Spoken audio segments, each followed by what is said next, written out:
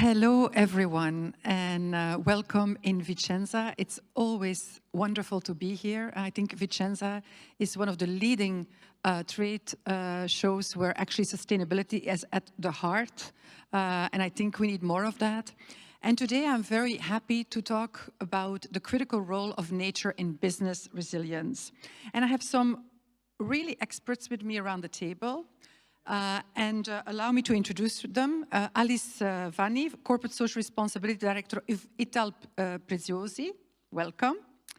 We have Johanna Levy, Vice President of Environmental, Social and Governance Programs, GIA.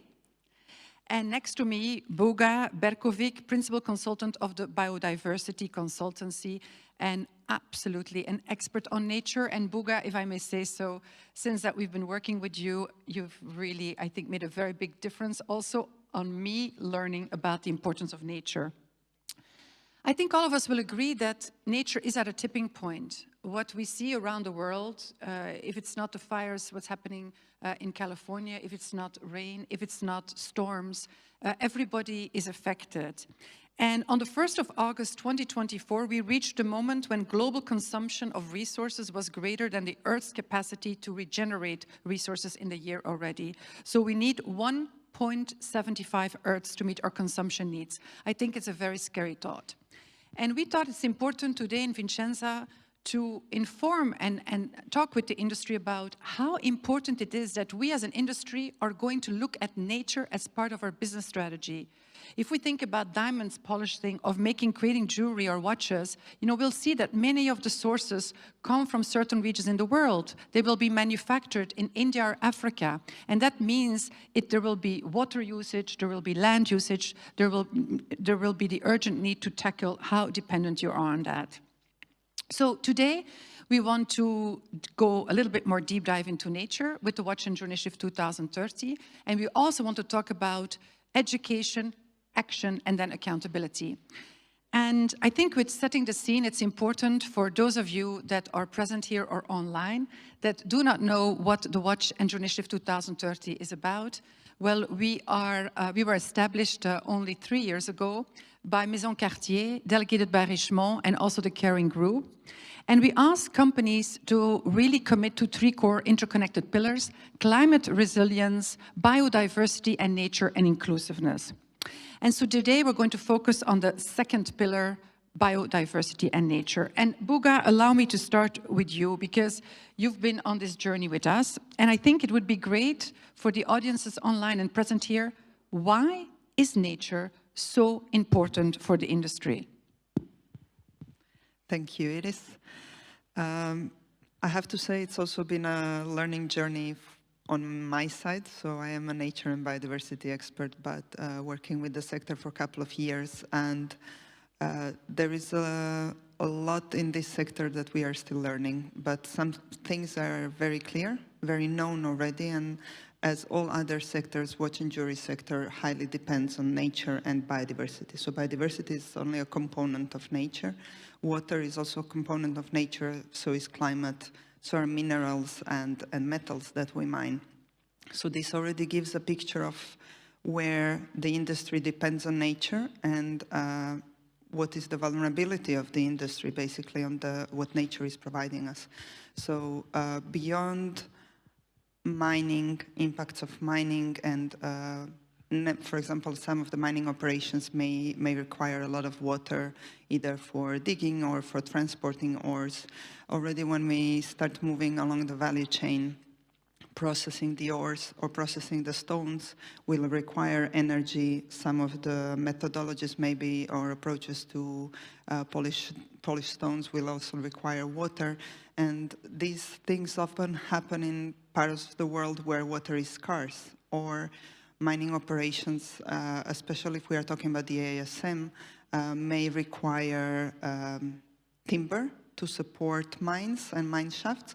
But again, they happen in arid areas where forests are really scarce. So on one hand, the industry and the value chain depends on nature to be able to do what it's doing, but on the other hand, it's also causing impact. So there is this very sensitive balance of taking what we need, but ensuring that the nature stays functioning so that we can keep doing our business and we can be more resilient. So a couple of years ago, when WJI started working on it, we were very happy to join and support the members.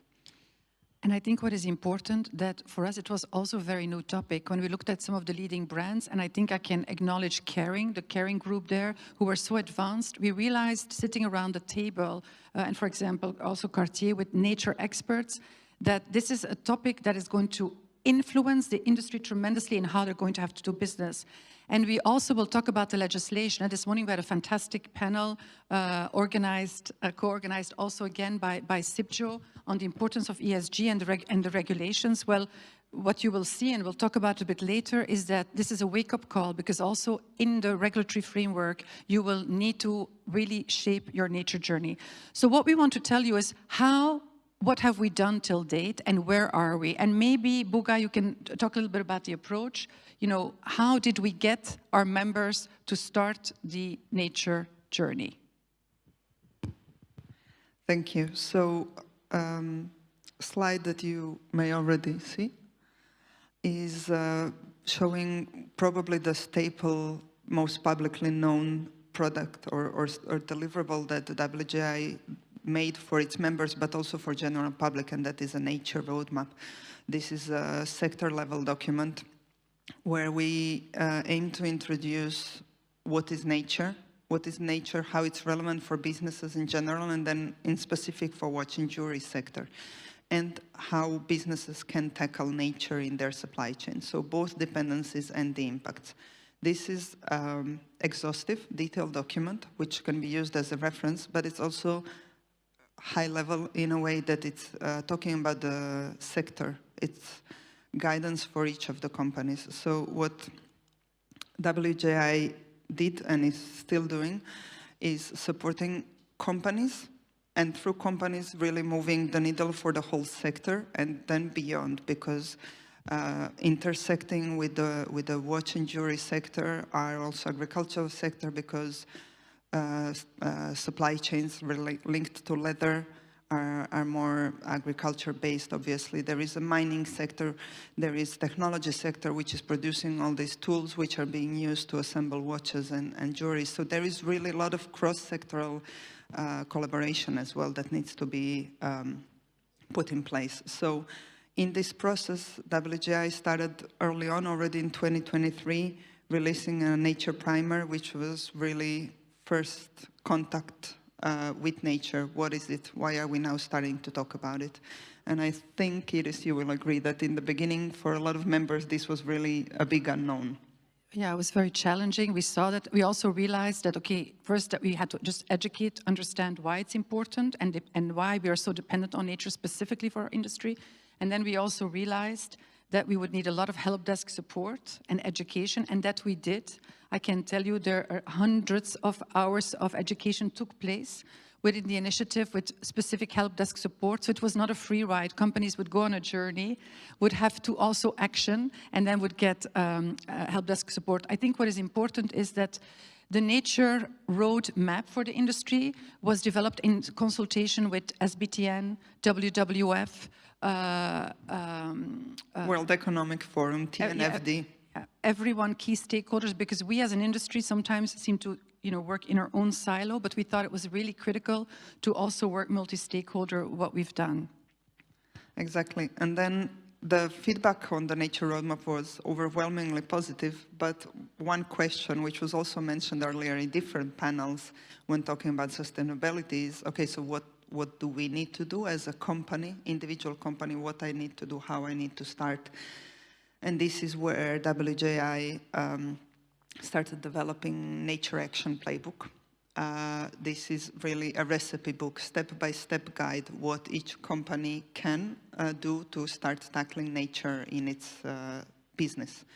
This is done in a way that we really try to provide different guidance for brands and bigger companies, and then for SMEs and smaller companies, trying to take into consideration different positions in the value chain, and all of this with the goal that with time, and that time is already now, most of the members, if not all, are starting to work or already have their company nature roadmap developed. This is sort of their internal commitment that they understand where they need to go and they know how to get there. So exactly, this is the slide that we were looking for, is literally the path of how we are moving the members and with them the sector through this education, which started with Nature Primer, and then the whole learning journey, sector level guidance through a Nature Roadmap, and then the Nature Action Playbook. Nature Action Playbook, as you can see, has two main sections, which are really starting steps, literally, from step 0, how company can start thinking about nature. We will go a little bit deeper into that later, but the idea is that following those steps, companies can develop their own nature strategy. And what is, I think, most tangible, especially for companies, is the ESG reporting platform, where all of these resources are one click away. So there is a question, have you started? If you haven't, there is a guidance document that you can download. There are examples, there are case studies, there are metrics which tell you how you can monitor on this. And what is important also, and I think we talked about it this morning at the session that I thought was excellent, everything is about regulations are pressuring us. And what we've done is in the tool is that we've aligned everything with the existing regulations, but that we're also looking at what's coming so that we can continuously update this in the same dashboard, and also that people do not have to duplicate their data.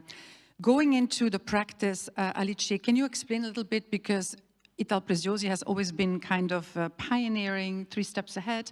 But how have you used this work from WGI, and where are you in this journey on shaping your nature strategy? Thank you, Iris. I don't know whether I can go through. I will go on and then back. For those who doesn't know Italprezioso, just a small glimpse, we are a precious metal refinery. We are based in Italy, and we have been founded by Ivana Ciabatti in 1984. We are an LBMA Good Delivery refinery, RGC certified, and we are a member of the Watch and Jewellery initiative. And we are also a member of the Task Force for Natural Financial Disclosure since the last 2 years, because we thought that it was important to be directly involved in the processes to better understand in the table how we can take actions. And before starting, I wanted to say how it's important for a business to have an holistic approach. And this is very well defined also thanks to Watch and Jewellery initiative, which gives a lot of action plans and suggestion guidelines for the businesses, especially for SMEs. But having an holistic approach is crucial, because first you have to measure the impact, and to do so you have to have very clear what are the area of your impact. And we talk about sourcing, climate and biodiversity and nature, inclusiveness, but most of all accountability. And how do we measure the impact? And this is the step that I think is crucial discussing, is that you need to understand what are your stakeholders and start to approach each stakeholders on these topics. And to do so, it's not just about your supply chain. It's all about your employees, but also your board of directors, your CEO. Make them understand how nature is crucial within the strategy. And for us, it was crucial to make sure that our roadmap, which we are developing, of course, because the roadmap is a vision, and then you have to have a crucial action plan, which you can develop with time. It was crucial to make sure that climate and nature were intertwining, because most of all in these last years, we saw that many decarbonization plans were not considering enough nature, and sometimes decarbonization solutions were going actually against nature.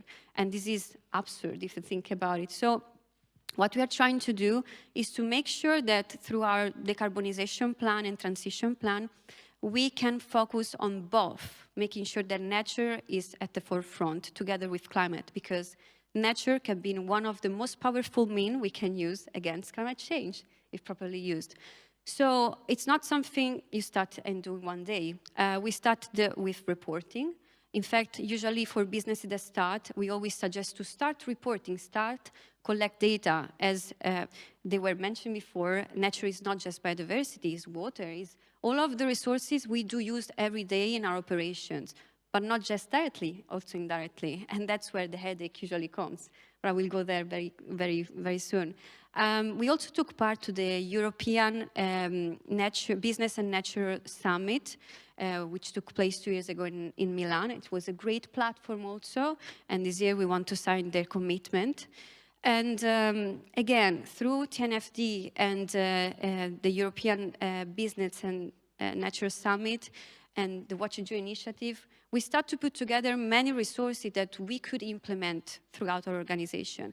And the board of directors is one of the first parts you need to talk to, because the board needs to know, in order to take proper strategic decision, what to do, what is nature, why it's crucial to discuss about nature and climate.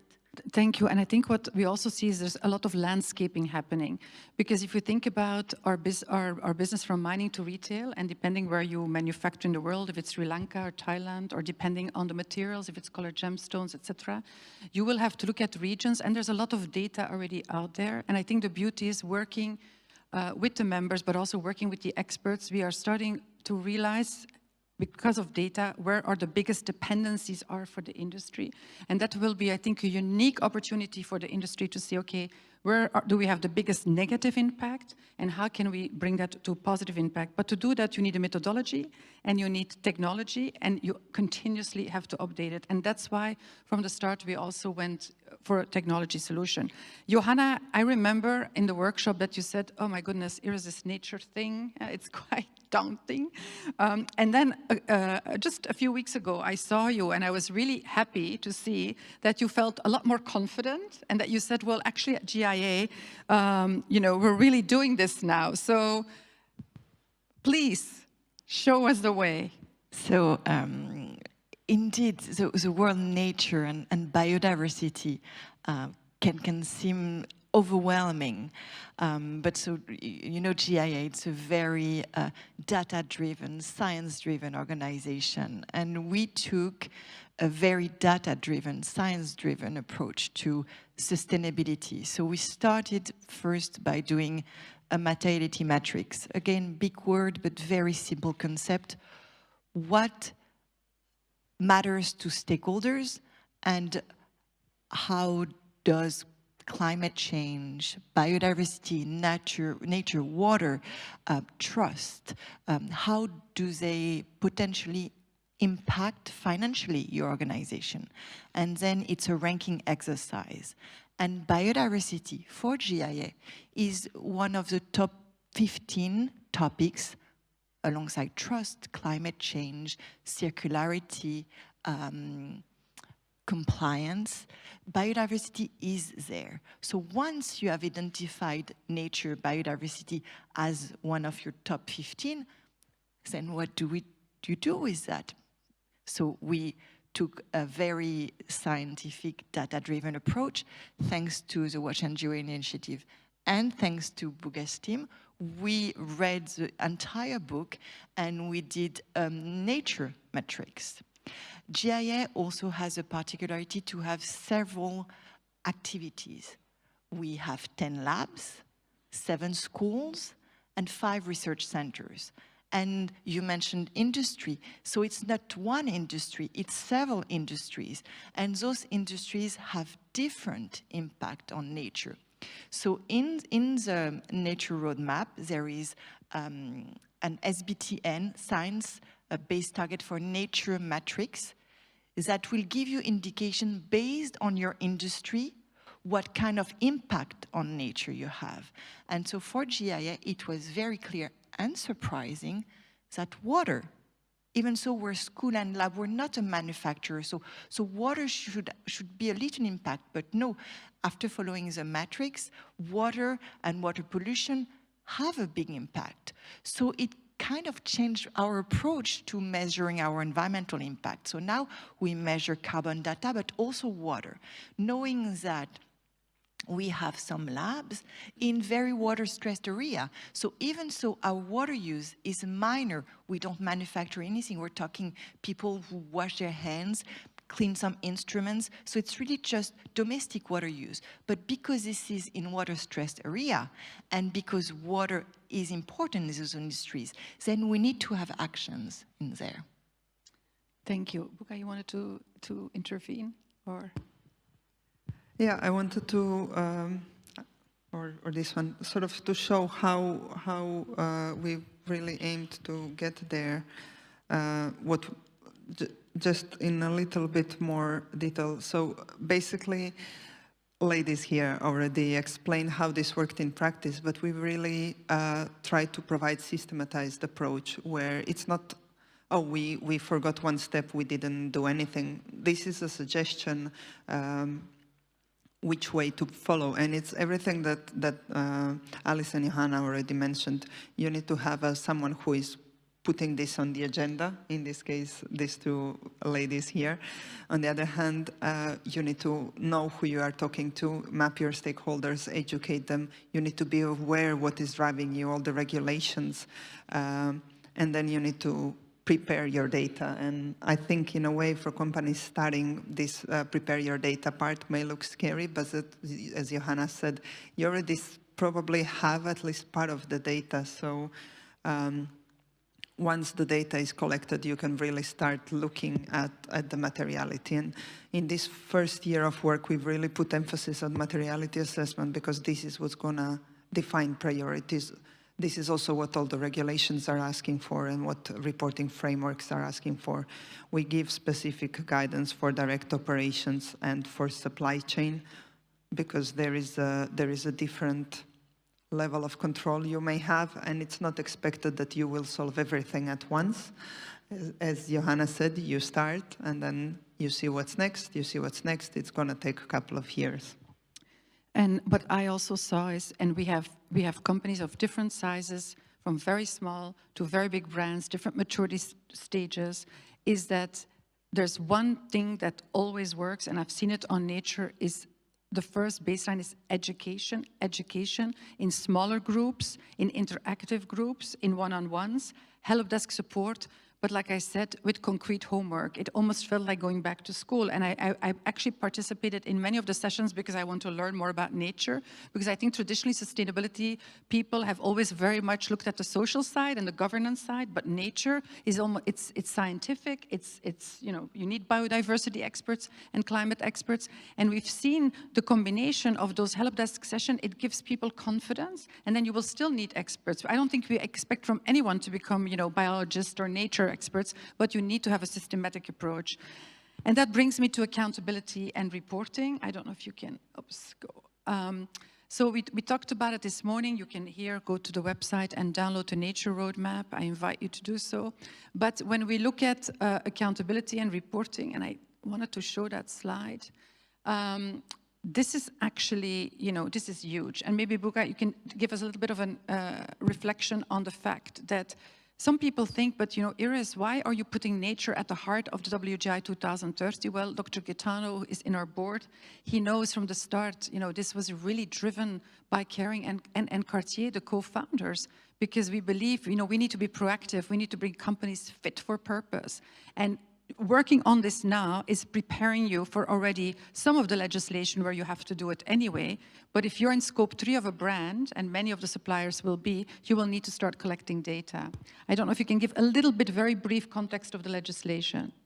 Yeah, so this is basically when we were starting to work, when WGI was starting to work on nature, this is what was ahead of us. Right, a lot of new regulation, both European ones with the CSRD and CSDDD, but then also the European deforestation regulation, which may not seem relevant the moment you hear about it, but again, it's gonna affect a lot of suppliers of the watch and jewelry sector.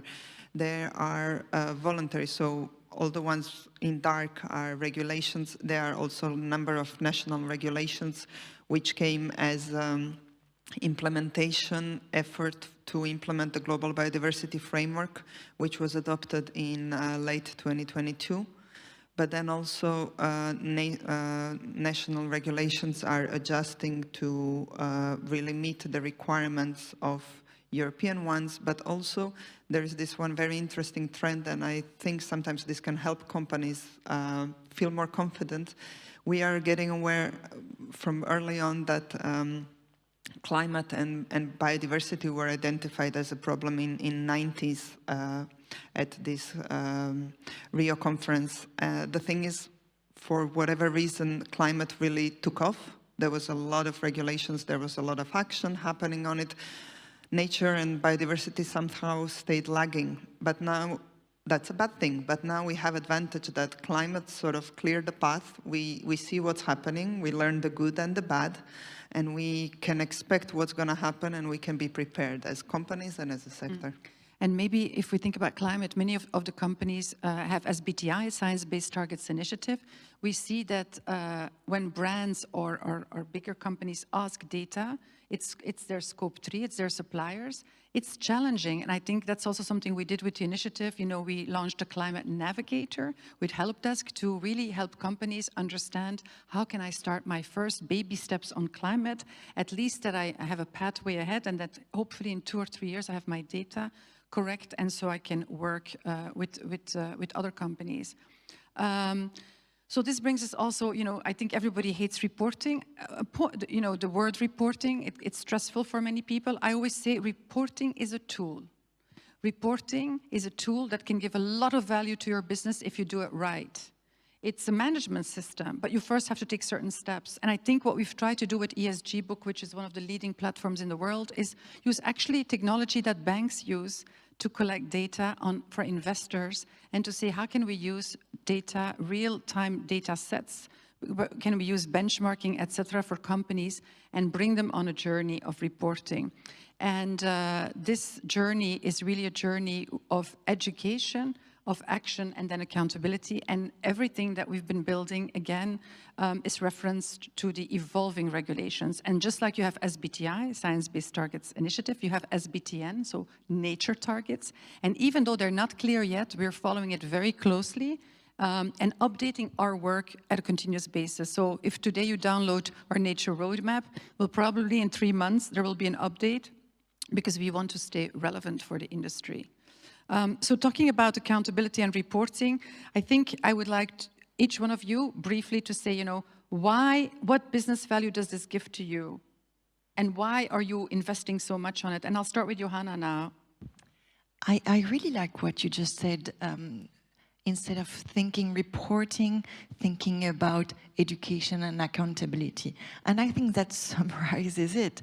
Why wouldn't you want to share your knowledge and be accountable?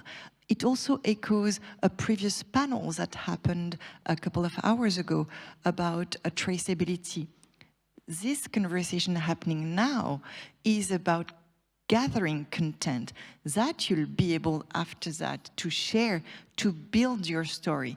This is about populating traceability solutions. This is about creating the value and anticipating regulation, but also this creates value. This protects the brands. And so I really encourage people to really paraphrase you, to switch from thinking reporting and instead think about accountability and education, because I think immediately you see the value of it. Johanna, and you make a good point, and we talked about it this morning. We should not forget, being 24 years in the space, it was always about management systems, how a company is behaving with strong management systems. Now the regulations are going to product. It's going to be a huge switch for business. You're going to redevelop your business model because you will need to have product data. And if you want to have a wonderful marketing story and you want to put a claim out there, you better do it well, and you need assured data. And that's why it's important, because you will need to have data on human rights due diligence, on biodiversity impact, nature, climate, etc. And this is happening now. This is happening, and France is taking a lead on that. So, Alice, I've followed your work for many years. Also, why is it important? I think we all know, but for your company specifically, how has it helped you advance? Absolutely. First of all, I would like to comment on this amazing job that the Watch and Jewellery initiative did, because it's digitalization of a process that usually is an headache, making it simple, even for, and understandable even for smaller companies, which is the main aspect of the initiative, to support the engagement of also small and medium companies. And let's say that reporting, as I said before, is one of the first paths, because without that, you don't know where you are. And I would like to also say that, as you were saying before, it's about understanding what are the risks, the impacts, but also take the opportunities, because it's not just about having issues, it's also about having opportunities for the business. And I would like to go back 1 second, because you mentioned the importance of education, and that has been a crucial part for us. In fact, we try to make sure that, because we are a precious metal refinery, we are in the middle of the supply chain between the downstream and the upstream. So both of the sides, education is crucial, because you have to make sure that your clients understand what you're doing, but also your suppliers understand what they have to do in order to be aligned with what the market expectations are. And there's one thing that all of us is doing, the KYC, Know Your Customer. And we created this concept about making sure that this Know Your Customer is not just a boring moment of compliance, but it becomes something proactive, where you know who you have in front, but you know also what are the gaps that they have, and so you know how to help them. So we create this concept of empowering your counterpart, and to do so, we created an educational platform in 2019 for businesses, where we put together all the information that were crucial for us on sustainability, compliance, responsible sourcing, and now nature and climate change is one of the main pages. And as a small spoiler, what we realize is that most of the projects and educations are focused on small and medium companies, but there's a part of the mining industry which is related to small communities and individuals, and usually these are those communities that are left behind, because they do not have access to the platform, the hubs, the conferences, everything that usually businesses have. So we are working on a new project, which is about an app, and I hope in the next months we will be releasing it. But the main aspect here is that culture is power. Without culture, without knowledge, people are afraid that they don't know what to do. If you educate and support, you can actually change the industry in better. And you can do it thanks also to association like the Watch and Jewellery initiative. But we also can't do it alone. And I think one thing is, we saw, we have our companies go through a program called 120 Days of Nature. So actually 4 months, an intensive program where we saw companies of all sizes join. And the results are now being collected in the next coming 5 weeks. And we'll be presenting the outcome in our stakeholder report in April at Watches and Wonders, where we're also going to showcase where we saw some of the really great examples already of more advanced companies, but also where we're going to talk about the starter journey to really encourage others to do so. And also allow me to, to thank any organization in our industry that works on the topic of sustainability. And in particularly, I would like to thank Dr. Gaetano Cavalieri, because if he would not bring us all together here, we would never move the needle together. So for me, my wish is that in 2025, that we're going to be a much more united front, not reinvent the wheel, not duplicate, and also look at, what are the best solutions out there, and then scale them. I think it would be great to have some maybe questions from the audience, and maybe if they want to ask some concrete questions to our expert, because I'm not a nature expert, I'm the enabler. So I would love to see if there are some questions from the audience.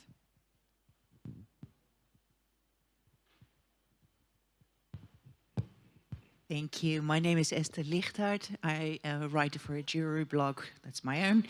And so I've been listening, and I've heard about the water, which is sustainability, and you think already about water. But when I think about biodiversity, I think fauna and flora. And I haven't heard anything about that. So if I would like to talk more about it and engage the audience with that, how can I do that, and what can I tell about flora and fauna? I'm going to take this one. Thank you. So as we said, it's First, obviously, my mind runs to mining, and obviously, I'm gonna give an example of mining, but I also want to prepare the ground. It's not the only thing. So mining has a lot of impacts on biodiversity. The problem is today we've seen a amazing presentation from the beers where they showed what is the surface of land that is being mined, and that guide us to understanding that it's not so much. But we need to keep in mind one aspect of it's nature playing with us. Quite often what we need to mine is in areas which are amazing, and those are areas of highest biodiversity value. This can be partially because traditionally we've already mined, for example, in Europe, right?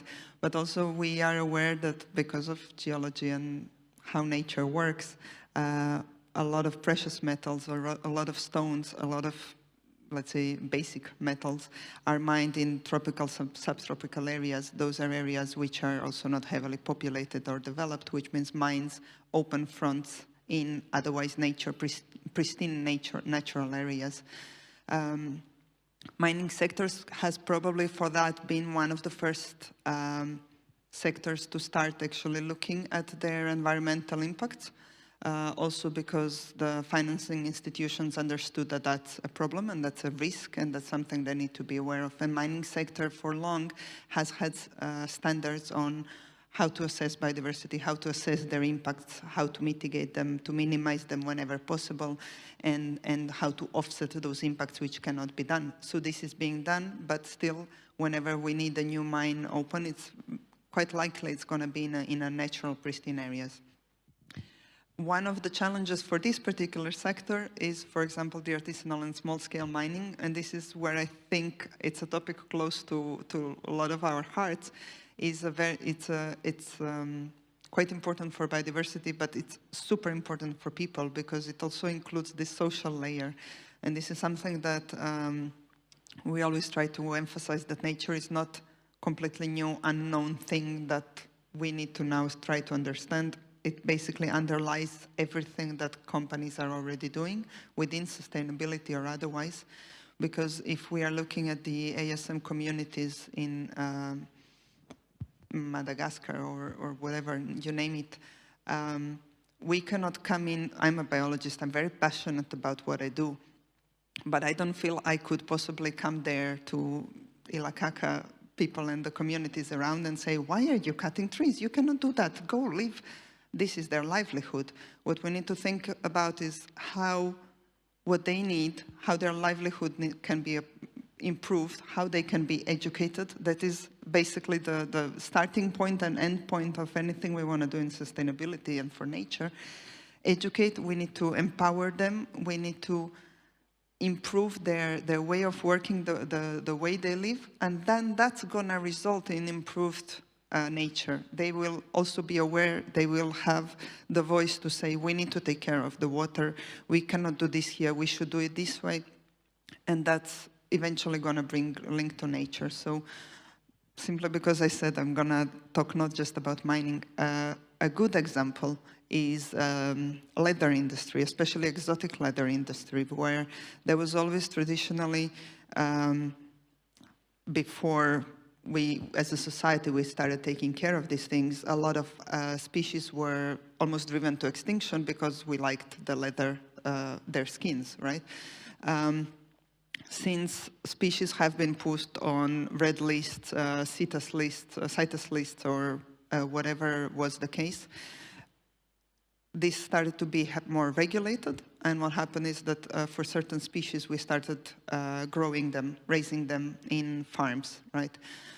The fact that they can now be bought from the farms means they are not hunted in the wild, and also a lot of the farms, what they do is if they manage to breed the species in captivity, they return eggs or animals also. So we have actually examples of species, reptilian species, which have started to recover since we started farming them, and this is also driven by this industry. So I want to flag that we are not only talking about negative impacts. This industry also has a positive impact on nature, but I also think we need to sort of map those things, and we need to be aware of those when we talk about them. Yeah, Esther, and if I may step in on artisanal scale mining, that's very close to my heart. As you know, nature and climate is not a neutral crisis, it's a gender crisis. Women are mostly affected. If we then think about nature, for example, mercury and water, it's really critical. So again, that element of education, companies understanding if they're investing in certain regions or sourcing from certain regions, what are the issues? How critical is education? How critical are topics like wages, living wages, formalizing, having a systematic approach to development? And that's why we cannot disconnect those topics. And I think it was a fantastic vision from Carrie and Cartier to say, we're going to look at really the just transition. Because you could be thinking you have a positive impact in one direction, and like Johanna said, it could be very negative in another. Thank you for the really good question, Esther. Another question? Can I add one point on that? I want also to step in saying that there are many standards. For example, as a refiner, we are at BMA Good Delivery, and when we do have to do the compliance, we have zero tolerance if there's World Heritage areas or protected areas. So usually, especially, we need to clear that it's not that unless it is illegal, it's very difficult to go in a protected area and mining, actually, depending on the country you're talking about. And we also need to clear that, as she was mentioning, mining is one of those few sectors that when you open a mine, you have to have a closure plan, which means that you have to already have a plan for reforestation, depending on the kind of mining you do. So actually, in comparison to many other sectors, the mining one is the one that if you ask about biodiversity or nature, they know how to answer about it. And they can do amazing work, especially when it's about reforestation. So we should not always watch unilaterally. We always have to watch holistically on the social impact, but also on the sector, because usually we talk generally and we don't go deep. Indeed, the mining is not just negative. And as for ASM, maybe that's the most critical. We have been part of the Planet Gold, which is a multi-stakeholder project that had the aim with the United Nations, the OECD, and private sector, with the aim of eliminating mercury from ASM. And it was developed before in 8 countries and then in 23 countries in the world. And it worked quite well, and education was at the forefront, but there's lots of work to be done on that. Yeah, thank you. Johanna, you wanted to step in here. Yeah, because I think also your question brings a very good example of how do you measure bad impact and how do you measure good impact. And you said, I haven't heard us talk about diversity in fauna and flora. That's a very good point. And let's go back to what you said, and what you said about a systemic approach. What we're trying to achieve is understanding in a systematic, organized, structured way, understanding impact on nature. And so we deep dive, we don't stay at the fauna and flora, we deep dive into the water quality, the soil quality, toxicology, number of species, so a life cycle analysis or the science-based target for nature. They have those indicators, and we go into those indicators, and also, so I didn't choose, oh, I'm gonna do water, or she's going to do soil. No. We followed a very structured approach, because otherwise it's too easy to pick where you're good and to not focus on where you have an impact. So we did the contrary. We didn't choose, we let the methodology choose for us, one. And second, talking about biodiversity, it's over, and you're the experts, I'm not. It's decades, if not 50s, 60 years. So how do you measure that? You can't really measure biodiversity in a year and report on it. But what you can do is measure your impact every single year. That you can do. And if I may add to what you just said, if what sort of raised the flag, you said that company, like if you are reporting, if you are measuring, then you don't get to choose what you will consider important and what you're gonna work on. The thing is, what we've seen, especially working with the WGI members, so we have workshops every 6 months, which means we meet all of the members in the same room discussing. And I can say personally, what was one of the highlights of 2024 for me is that in March, I was working with one of the subgroups of companies which were bigger brands, and we were discussing where they are along this journey, how they move forward.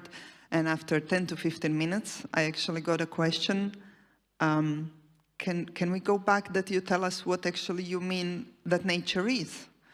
And that took me back a bit. I got, and then obviously I have 20 years of training in biodiversity, and these people have 20 years of training in very different things. So we started going back, and this explained a lot of surprises that I had in this first period, because as Johanna said, companies started doing materiality. That is essential. You cannot tackle everything. You need to choose priorities, and priorities are chosen based on what is material for your company, for your business.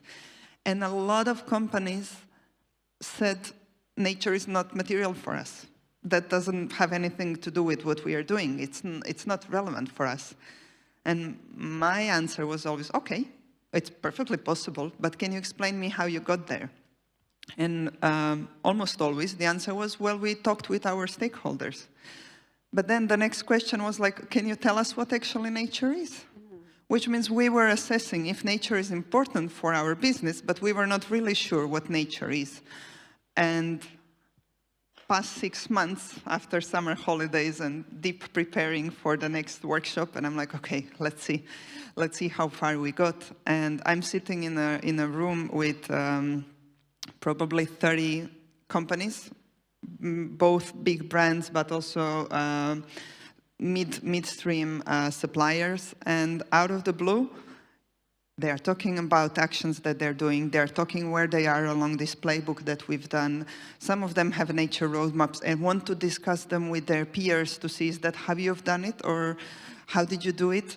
We've had companies who already said, look, we are working on our impact. This is difficult. We need to engage with stakeholders, suppliers. That's going to take forever. So we decided already to start doing action. What are you doing? Should we get together to do? So I was astonished that in 6 months, companies really moved and started learning and achieving a lot. So yeah, and encouraging. I'd like to add one thing. We would have never been able to advance so quickly if some of the most beautiful brands in the world would have not shared, because they had been working on this for 5 to 10 years, because they had a vision already 10 years ago that nature is very relevant to them as a core strategic priority before regulations came in. And I think that's been the beauty, I think, of the initiative. Then that knowledge that is within antitrust, like I said, within antitrust context, is being shared. And I think we should all be very grateful for it, because if we would put all that knowledge in a box, it would not come to the industry. And that's also the philosophy of WGI 2030. Whatever we're shaping and building, we are first testing in our membership. We're doing always multi-stakeholder consultations, so we are not at any time bringing something to the industry that has not gone through an extensive consultation. We'll continue to do so. We want to be very critical, and then we can look at how can we scale. And I think that's where I applaud you, Dr. Gaetano Cavalier, because scalability will be possible if everyone in the industry starts to acknowledge that there's a pathway for everyone. Everyone can take steps, and only together we can protect our industry. So I think it's a huge opportunity for us to step up and also lead the way. And maybe I was very happy just before this conversation that Buka said, well, you know, Iris, your model could probably be replicated with other industries who are starting at nature, because you've gone so deep the past 2 years in nature. And I think that's what we want. We want to sit at the table with other industries, learn from them, bring ours together, and showcase also the good we do. Because we do a lot of good. We should not, you know, we should acknowledge that, but we need to become better. Any other questions?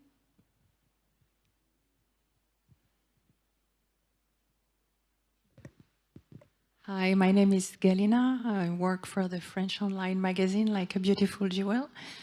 First of all, congratulations for your approach and accomplishment. We feel like it's a little bit easier for big companies to implement such approach with all the reporting system and data that you show. So would it be possible to have an idea of the cost for a company to set up all this approach with reporting system and data collection? How do you motivate the companies, your suppliers in the current economic context, and specifically the small companies? Is the threat of regulations the only way to do so? So maybe let me give a little bit of context, and then I'm going to give the floor to our expert in this topic.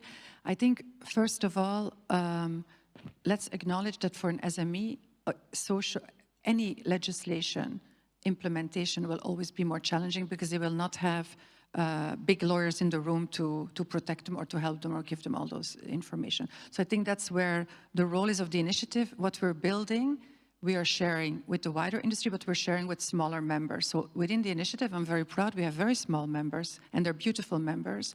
And for them, it's a minimum contribution of, 500 Swiss francs a year, while the bigger brands are investing and funding these projects. 1. 2, they're getting help desk support.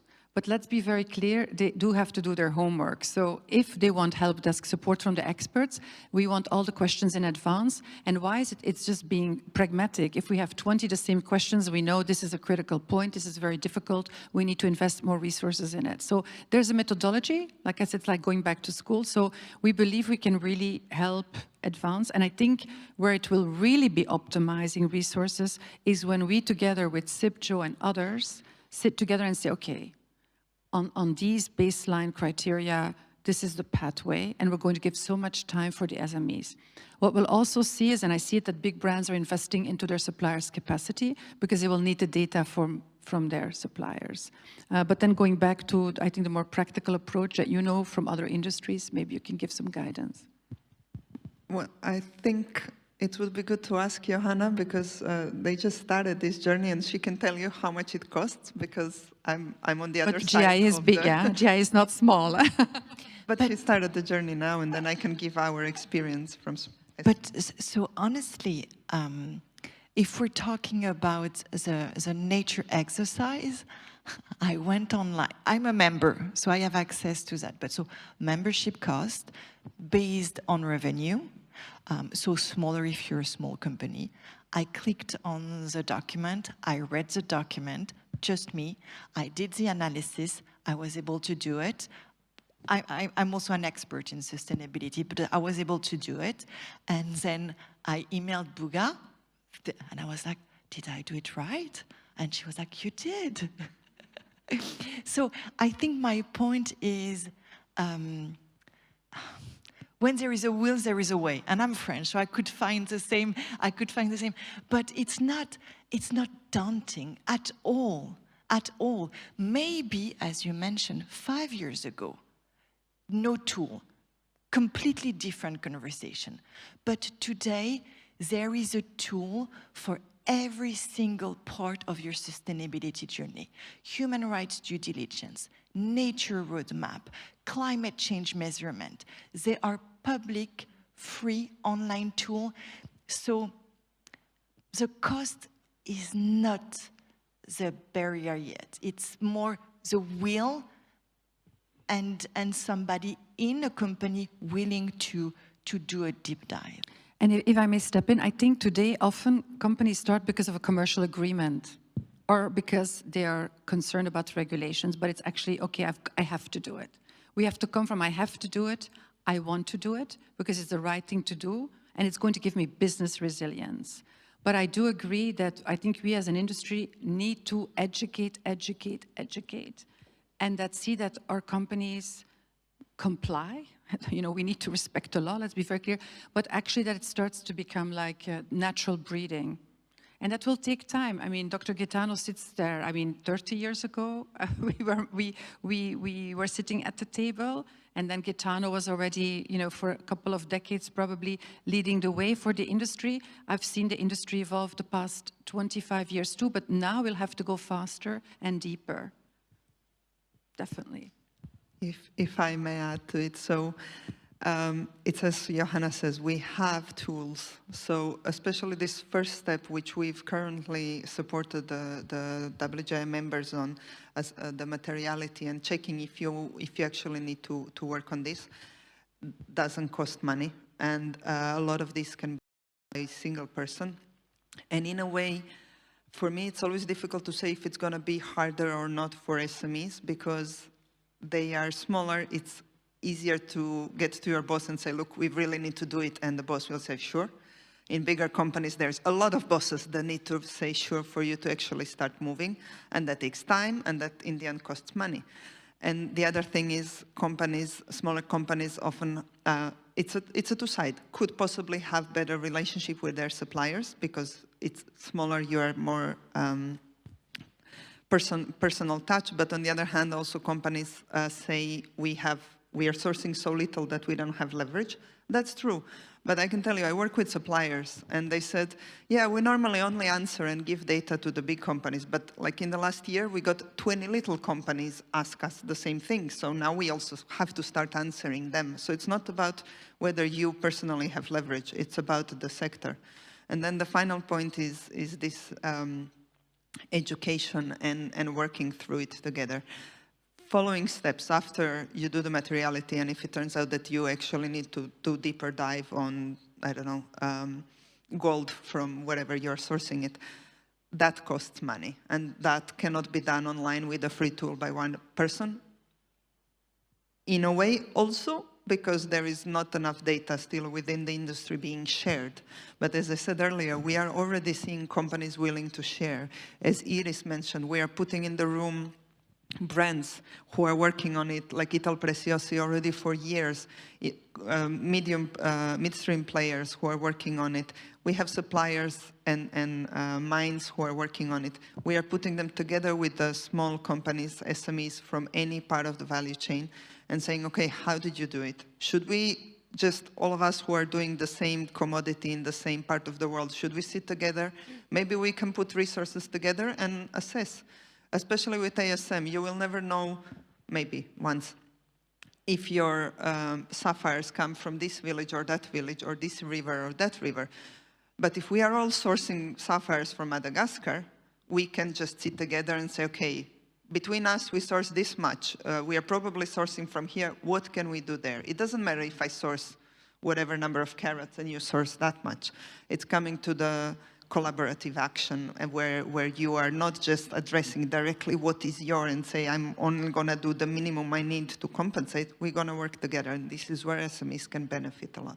Yeah, and I see the future is going to be all about landscaping. So we talk about artificial intelligence that can do quite forecasting on certain regions in the world. If you look at where you are, water, land, all of these things, and if we go to product passports, it means is you'll need to have the data, and you'll need to go back to the source.